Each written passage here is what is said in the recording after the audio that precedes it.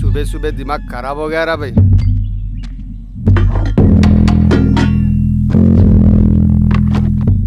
ఒకటి తమ్ముడు ఏందన్నా పొద్దున్నే డ్యూటీ ఎక్కినావు? క్రికెట్ సీజన్ కదా తమ్ముడు, ఉదయం 6 గంటలైతే ఫోన్లు మాకీ కనెక్షన్ సరిగా లేదు సావా కొడుతున్నారు అనుకో.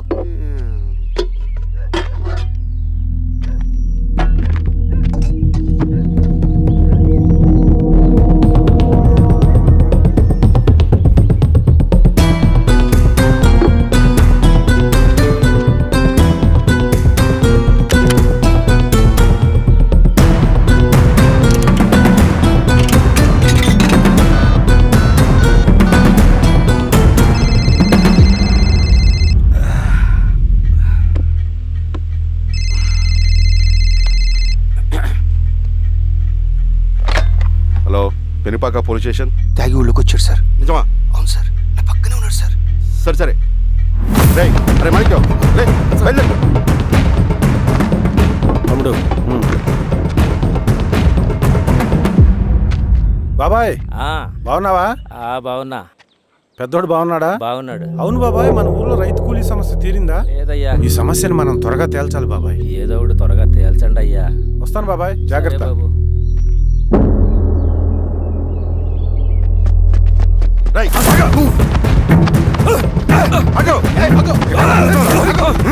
సార్ నన్ను వదిలేయండి. మీరు ఎవరు చూసి ఎవరు అనుకుంటారో, నేను సోషల్ వర్కర్ని. నువ్వు ఎవరైనా తెలుసురా? నేను సోషల్ వర్కర్ని.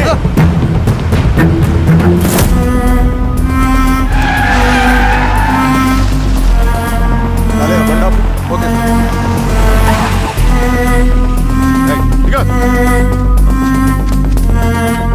ఏంటి సార్ అడిలో ఆపారు? ఏం వీరస్వామి సార్, పోలీస్ స్టేషన్లోనే ఎంక్వైరీ చేయాలని మన రూల్ ఉందా? అర్థమైంది సార్. రేయ్ తాడుపట్రా. సరే సార్. పదా.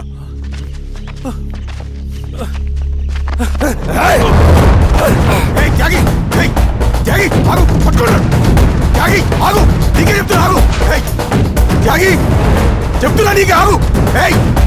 ఆగు.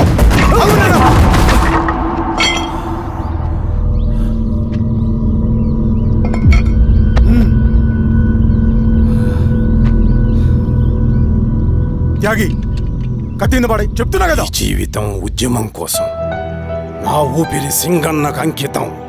లాల్ సలాం, విప్లవం వర్ధిల్లా.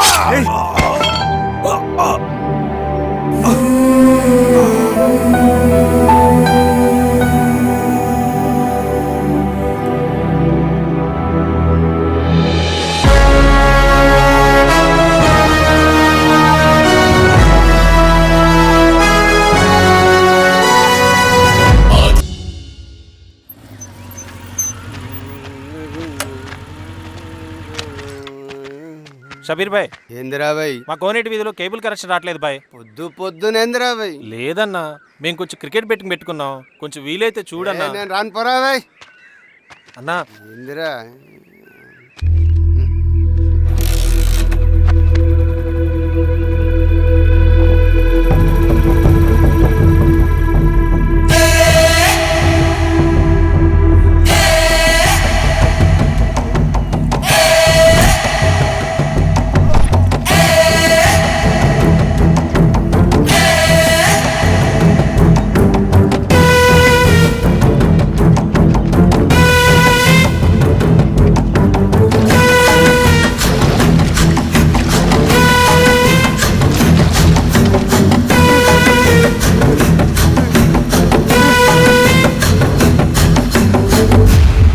కామ్రేడ్స్,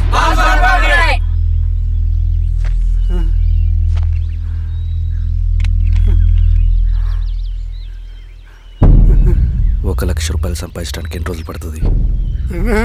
అడిగిన దానికి సూటిగా సమాధానం చెప్పు. ₹1,00,000 సంపాదించడానికి ఎన్ని రోజులు పడుతుంది? చెప్పురా ద్రోహి. అదే ఒక విప్లవకారుని తయారు చేయడానికి ఎన్ని రోజులు పడుతుంది తెలుసా? చెప్పురా. ఒక సూర్యగోళాన్ని సృష్టించినంత కష్టమరా. అలాంటి వాడిని ఒక 5,000 అమ్మేస్తావు కదరా.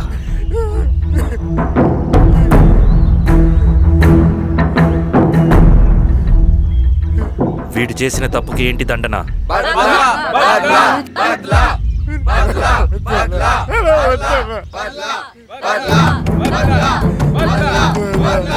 నీలాగా డబ్బుకు కకృతిపడి విప్లవకారుల్ని బలిపెట్టే ప్రతి ఒక్కొక్కడికి నీ చావుకు గుణపాఠం కావాలి.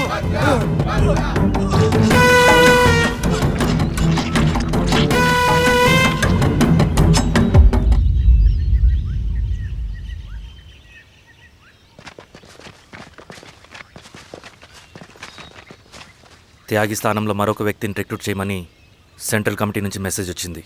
ఆ వ్యక్తే మన కళ్ళు చెవులు. తగిన వ్యక్తిని రిక్రూట్ చేయాలి. అలాగే కామ్రేడ్. లాల్ సలాం.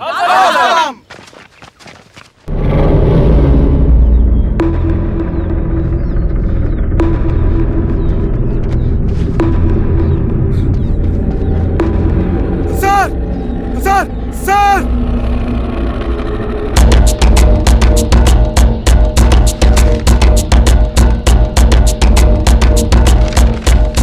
హెచ్చరిక: డబ్బులు కమ్ముడిపోయే ఊరుకుక్కలతో విప్లవోద్యమాన్ని ఆపలేరు. ఆపాలని ప్రయత్నించే ప్రతి ఒక్కరికి ప్రజాకోట్లో ఇదే గతి పడుతుంది. ఇట్లు సింగన్న దళం.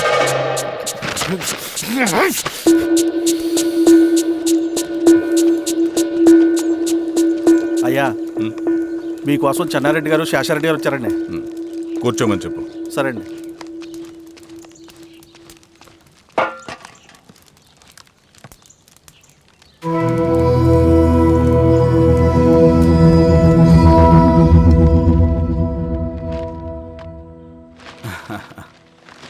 కూర్చోండి బాబాయ్. ఏంటి బాబాయ్ పొద్దు పొద్దున ఎలా వచ్చారు? అదే ఈశ్వరా, రైతు కూలీల విషయం. అవును బాబాయ్, ఈ విషయం పెద్దది కాకుండానే ఇక్కడే తుంచేయాలి. ఊళ్ళో అందరి సమస్య అదే ఈశ్వర. వాళ్ళు సరిగ్గా సమయం చూసి కూలీ రేట్లు పెంచమంటున్నారు. ఒక 5-10 అయితే మనకు పెద్దగా బాధ ఉండేది కాదు. ఏకంగా 50 రూపాయలు పెంచమంటున్నారు. ఇక మనకు మిగిలేదేంటన్నా?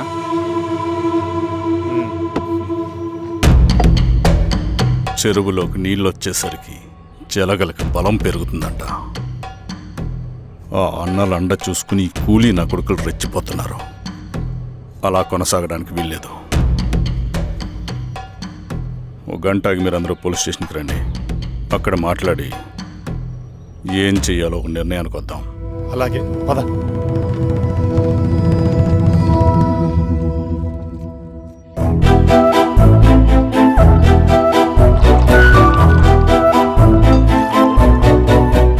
బాబు, సార్. స్టేషన్కి ఓ 10 టీలు త్వరగా పంపించు. Okay sir. Okay sir.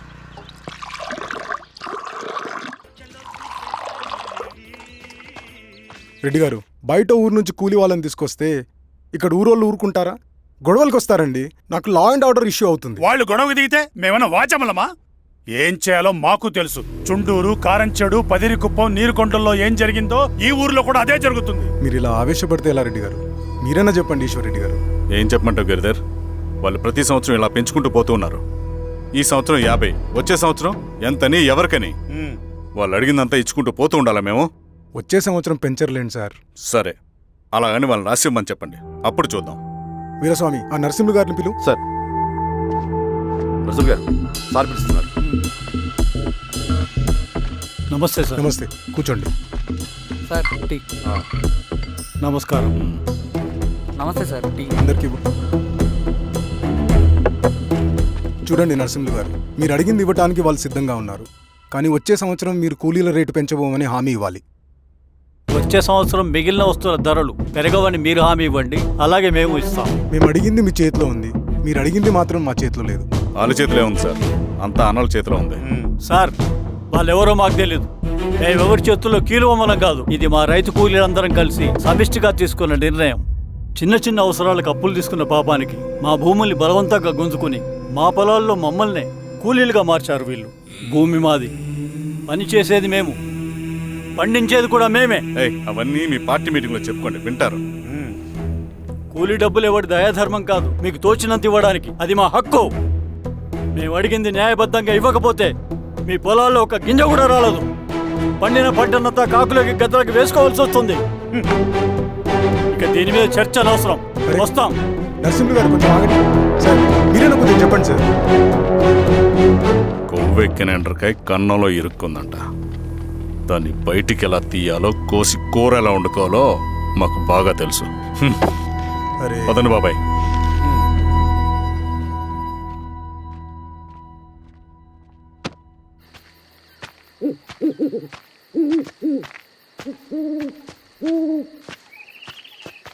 Lal సలాం కామ్రేడ్. లాల్ సలాం. ఇంత పొద్దున లేచారంటన్నా? విప్లవకారుల జీవితాలు ఇంతే కదా రవి. 15 ఏళ్ళుగా ఇదే జీవితమే కదా బతుకుతున్నాను. ఎటువైపు నుంచి ఎవడొచ్చి అటాక్ చేస్తాడో తెలీదు. పరిగెడుతూనే ఉండాలి.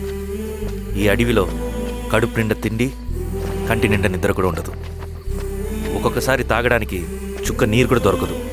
2 పుస్తకాలు, ఒక కిట్ బ్యాగ్, అందులో 2 జతలు, ఒకటి ఒంటి మీద, ఇంకోటి దండం మీద. ఇవే మనకున్న ఆస్తి. ఒక్కొక్కసారి ఇవి కూడా ఉండవు. బార్డర్లో సైనికుడు లాంటి వాడే, అడవిలో విప్లవకారుడు కూడా. ఇదంతా జనం కోసం, వాళ్ళ బతుకుల్లో వెలుగు కోసం. సరే, ఏం సమాచారం? కూలీ రేట్లు పెంచే విషయంలో భూస్వాములు చాలా పట్టుదలగా ఉన్నారన్న. కానీ మన నరసింహ నన్ను ఒప్పుకోలేదు. మీటింగ్ అయ్యాక వెళ్తూ కోపంగా ఏదో మాట్లాడారన్న. నాకెందుకు అనుమానంగా ఉంది. కీడి తలపెడితే ఎక్కువ నష్టం వాళ్ళకే రవి. కానీ మధ్యలో రైతు కూలీల పరిస్థితి ఏమైపోతుందని ఆందోళనగా ఉందన్న. చదరంగంలో నిలబడ్డాక చావుకి వెరవకూడదు రవి. ఇన్నాళ్ళు వాళ్ళు ఇచ్చిన పావలాకి 10 పైసలకి కూలి చేశారు. వాళ్ళ జీవితాలు బాగుపడాలంటే మనం ఎత్తిన పిడికిని దించకూడదు.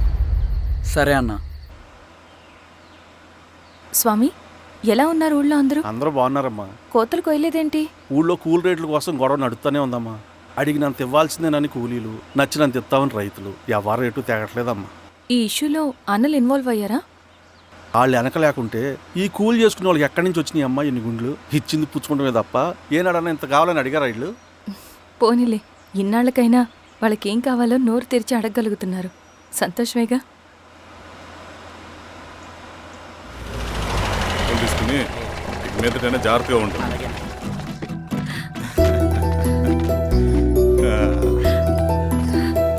బాగున్నావమ్మా? బాగున్నానన్నయ్య, నువ్వెలా ఉన్నావు? బాగున్నాను. రా లోపలికి వెళ్దాం. రా కూర్చో. సో ప్రయాణం అంతా బాగానే జరిగింది కదా? నీ ఫేవరెట్ నెత్తిపూరి. రా వడ్డిస్తారా? ప్లేట్ తిప్పు. నాకొద్దన్నయ్య, నాకు మంచి కాఫీ తాగాలని ఉంది. అమ్మో, నీకు నచ్చినట్టు కాఫీ చేయాలంటే ఆ దేవుడి దిగి రావాలి తల్లి. ఏంటో అన్నయ్య, మంచి కాఫీ తాగకపోతే ఇక ఆ రోజంతా అదోలా ఉంటుంది నాకు. రేయ్ సామే, అయ్యా అర్థమైంది. శిరీష్ అమ్మకి మంచి కాఫీ కావాలి, అంతేగా. నేను వెళ్ళి పట్టుకొచ్చేస్తా. ఎక్కడికి స్వామి? మన ఊళ్ళో మెగాస్టార్ హోటల్ ఉందమ్మా, అందులో కాఫీ చాలా బాగుంటుంది. నేను వెళ్ళి పట్టుకొచ్చేస్తా. స్వామి, అమ్మా కాఫీ అంటే అక్కడికే వెళ్ళి వేడి వేడిగా తాగాలి. నేను వస్తాను పద. అవునమ్మా, అక్కడ నేను కూడా తాగాను, చాలా బాగుంటుంది. వెళ్ళు. థ్యాంక్ యూ అన్నయ్య. ఆడుతూ పాడుతూ పని చేస్తాం.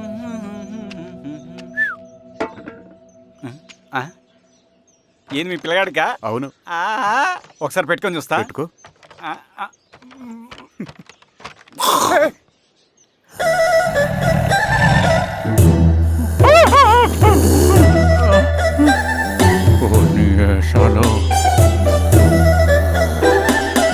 బట్టలు అంటే చూడండి, బట్టలు లేకుండా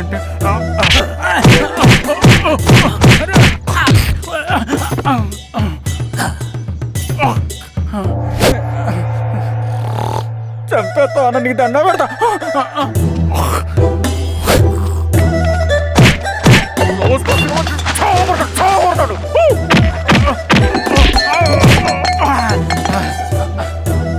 నేనన్నా బొట్టుని ఏందన్నా నాకు చంపుతాయంది.